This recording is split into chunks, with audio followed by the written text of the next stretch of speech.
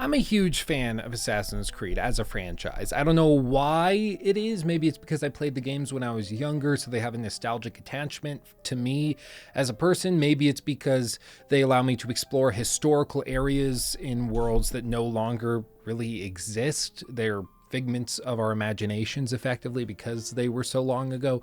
Whatever the reason is, I love these games. I am obsessed with them. I've done critiques of all of them, and if you follow the channel for any length of time, you'll know this. Point being, I follow the news of the franchise fairly closely, and I've received a lot of questions asking me to provide my input on the recent rumors and leaks as to where the next Assassin's Creed game is going to take place. And so after allowing it some time to settle, seeing if anybody was going to refute or downright discredit the rumors and reports, I feel like I can now talk about it and not feel like an idiot for doing so.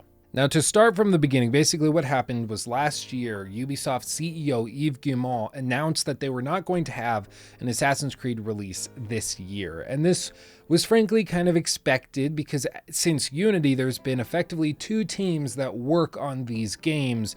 Usually they overlap fairly closely. For instance, with Origins. Origins was developed by the same team that worked on Black Flag. They're considered the sort of star team. They're the ones that really move the franchise forward. And then the other teams take those new tools and the new things that they developed and apply it to a new situation while polishing it up, adding some new stuff that's smaller but not as significant. Now for Origins, they started work on that right after they finished with Black Flag. So late 2013, early 2014, they started work on Origins, and of course it launched in 2017. Odyssey, they started work on that right after Syndicate, using a lot of the same tools that were being developed for Black Flag, and that of course launched in 2018. So usually you have about a 3-year process for developing these games. Now one thing I think it's important to remember when discussing all of these big business scheduling systems is that these decisions are made by managers 3, 4, 5+ years in advance. Especially when you're talking about a franchise like Assassin's Creed,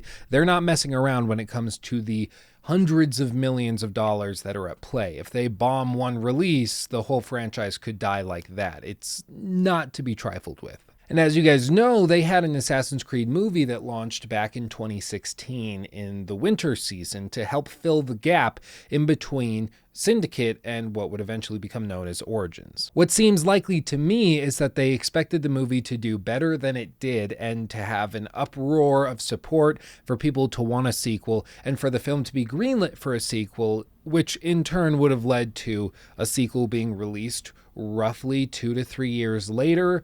Or in other words, right about now, during this gap between Odyssey and whatever game is coming in 2020. Now, for those of you who saw the movie, you'll be well aware that it was bad and that it wasn't greenlit for a sequel, at least not as far as I'm aware. If there's something I don't know, leave it down in the comment section below. But what this means is that there's a gap in 2019 and that there's going to be some new reboot to the franchise, or refresh, perhaps is a better way of putting it, in 2020, allowing them to rework the franchise and change it into closer of what they want it to be. Same thing we saw with the big shift from Syndicate to Origins, taking a much broader open world exploration based title approach as opposed to the stealth approach that they had in something like Syndicate. Now we come to the rumors as to what's coming in 2020, and most of this comes from the most recent release from Ubisoft, which is, of course, The Division 2 as of the time of this video being recorded and published.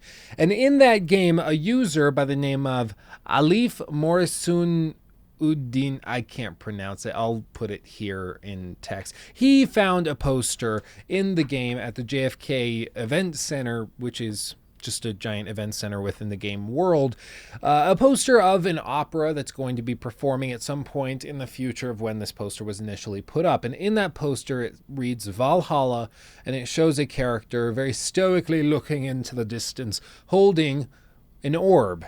And that orb just so happens to look like an apple of Eden, which is, of course, a huge symbolic item within the Assassin's Creed universe and the lore within most Ubisoft games. It's not a coincidence that it looks so much like it, especially because these posters are duplicated throughout the map in various locations. Now, the obvious implication is that they're connecting Assassin's Creed with the Apple of Eden, tying it to Valhalla and to Nordic mythology at the same time, which would, of course, imply that the next Assassin's Creed game is going to take place in a Nordic realm, or at least is going to be Nordic themed, have mentionings of Valhalla, have mentionings of Vikings and that sort of thing. It's pretty common for Ubisoft to do this. They've done it before in the original Watch Dogs. They hinted at what would eventually be known as Origins and Odyssey. So it's happened before. It's perfectly reasonable to expect that this could be an actual leak and not just a coincidence,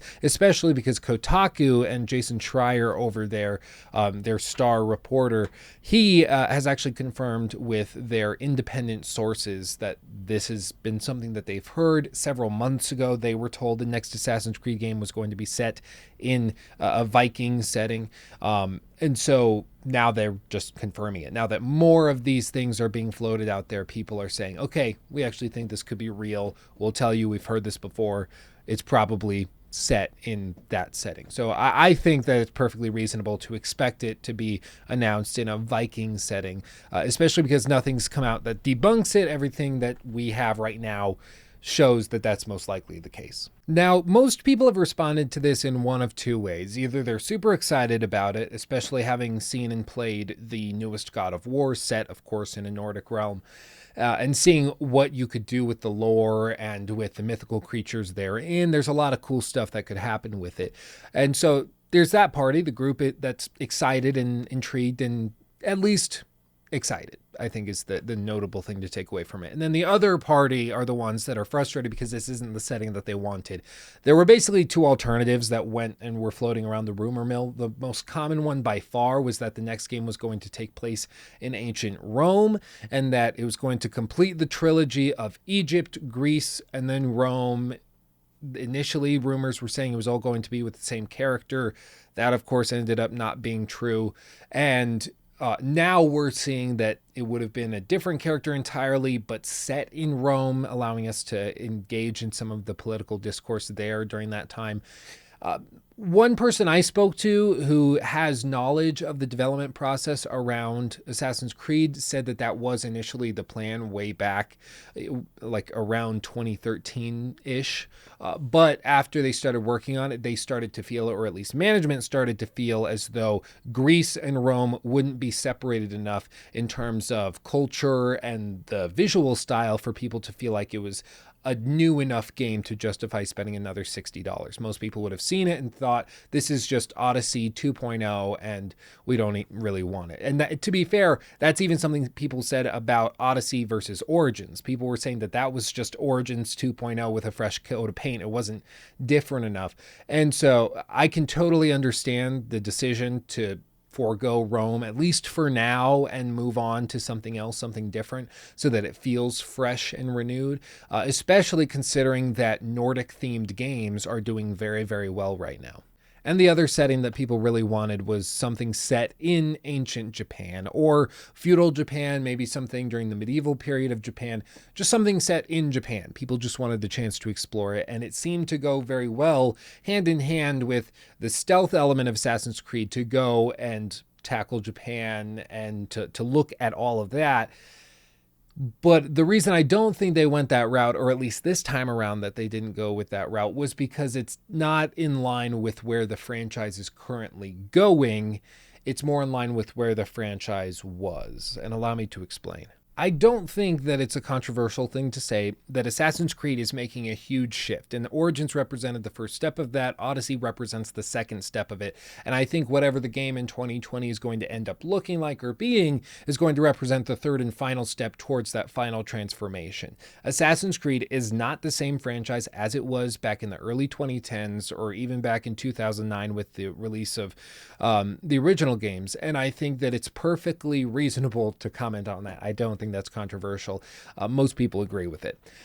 Now, what that effectively means is that the franchise has moved towards, as I said earlier, an open world exploration-based gameplay system where your goal in the game is to explore the world that they've created for you, especially when you consider the fact that for many people, the best element and their favorite element of Assassin's Creed games are the huge open worlds that are incredibly detailed, have all of this information crammed inside in this historical context. It's fascinating. And that's what they love most about it. So Ubisoft decided to lean into that skill. The one thing that they can do better than effectively anybody else in the industry is these massive worlds they can pump out fairly quickly that still have a lot of flavor, depth, and intrigue in them. So they decided to lean into that, make that the focus of the game. Whereas what the old games used to be all about was a more slow and steady linear gameplay experience that's very stealth heavy, that's meant to have one character playing through a story that's structured very, very systematically.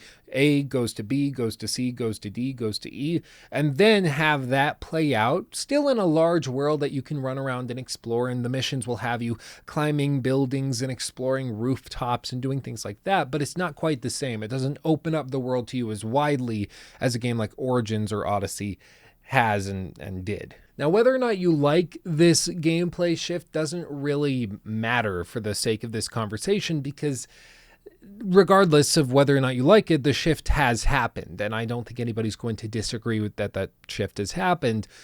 And when we're looking at a future setting, what makes more sense? That they're going to go for the setting that is all about exploration, raiding, pillaging, exploring, sailing across the seas to find different loot and bounties, as the Vikings were known to do, or to be set on a small island where stealth is a primary focus, and especially in a setting that this year we've already had a game come out totally flushed out with that setting in Sekiro Shadows Die Twice, and either this year or next year we're going to be getting Tsushima, Ghosts of Tsushima. Is that what it's called? Yes, Ghosts of Tsushima. I had to Google it. Now, this isn't to say that Ubisoft is going to outright avoid Japan, or they're never going to have a game set in Japan in the Assassin's Creed franchise. I think it's very likely that they do, to be perfectly honest. But for whatever reason, perhaps they did a lot of focus testing, whatever it was, they found that the majority of people would prefer a Norse-based game, so they decided to pursue that. And if you think that this is just like Yves Guillemot saying, no, I want it in a Nordic setting, I don't want to go to Japan. No, they're not doing that. They're doing a lot of research. They're not playing around when it comes to the, again, hundreds of millions of dollars that are at play in these games. They're not going to just offhandedly say, no, I don't like that setting, we're going here. They're putting a lot of work and effort into researching what's actually going to be the most effective and the most popular. Now, my overall thoughts on this are fairly positive. I'm always super excited whenever any new Assassin's Creed anything gets announced.